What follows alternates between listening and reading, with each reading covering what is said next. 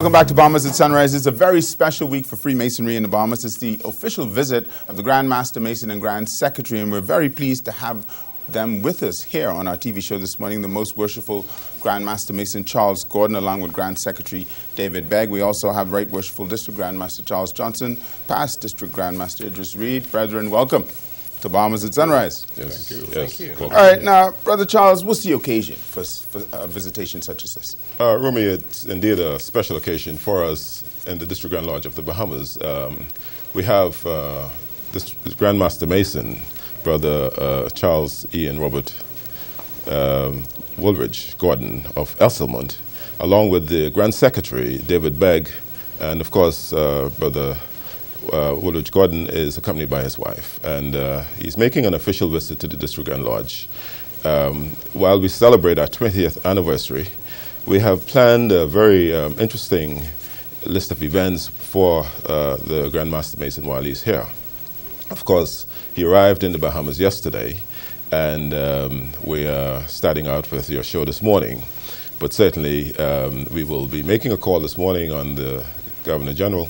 And one of the events that we are quite proud of is the program that we have at the TG Glover for mentoring the young boys there.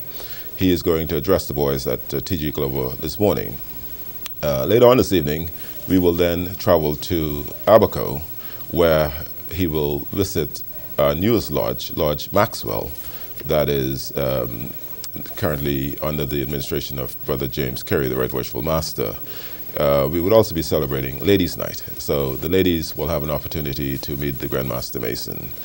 On Saturday, we return to the Bahamas, where we have a regular communication, and the Grand Master will address the District Grand Lodge at that time, when Masons, Scottish Masons and other Masons in the various constitutions are invited to attend that particular meeting.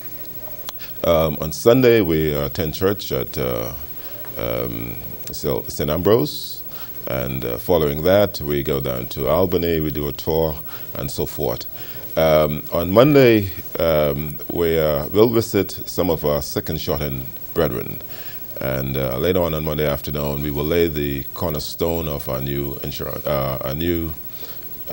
complex on Dolphin Drive, and we will have a meeting at our temple in Stapleton Gardens, where again the brethren will have an opportunity to hear from the Grand Master Mason. It's interesting. You remembered all of that. You didn't refer to any kind of paper at all. So they've got a whirlwind of activities obviously planned for you there, Brother Gordon. But Charles hinted at something. He talked about the mentoring program. How important is the charitable aspect of the work in Freemasonry? It's a very important part of Freemasonry, and part of the sort of the principles of Freemasonry, which are brotherly love, relief, and truth. And obviously, the charity side of things is we encourage our districts, which we refer to them as overseas, and our provinces back in Scotland, to support the charities in their local community to try and assist people who are less fortunate than we are.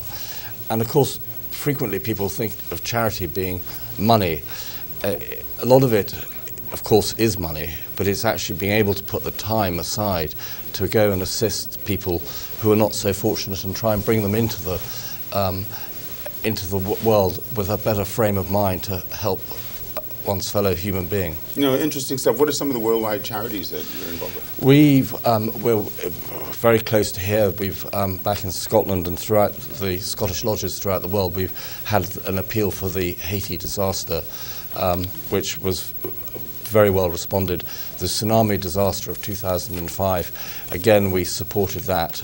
And closer back to home, we reached a huge milestone in April when we were able to celebrate giving £500,000 to Chaz, which is a children's hospice.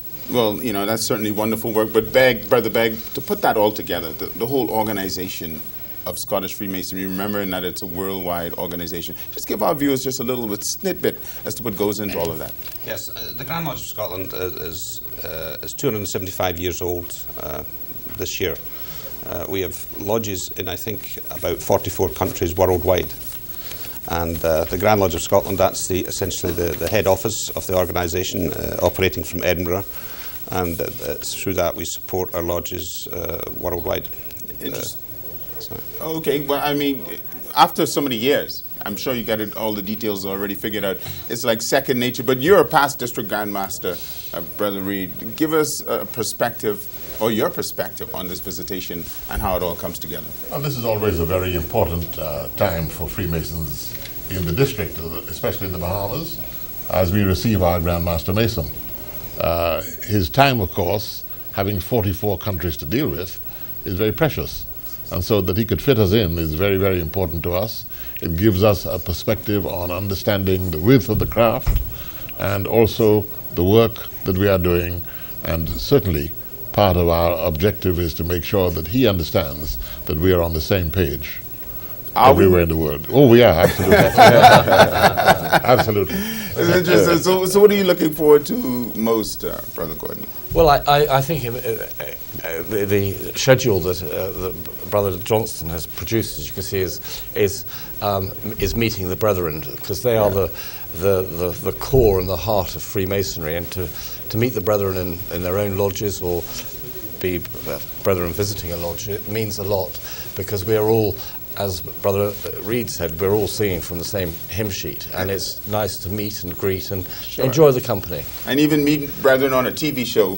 Most worshipful Grandmaster Charles Woodridge Gordon, Grand Secretary David Begg, of course, past District Grandmaster Idris Reed, and Right Worshipful District Grandmaster Charles Johnson. Thank you so much for joining us. Welcome to the Bahamas. Have a wonderful stay. I'm sure, Brother Johnson, those are going to keep you very busy, but you're well received, and we're happy to have you here. We're delighted to be here. Thank you very much indeed. You're watching Bahamas at Sunrise. We'll be back after this.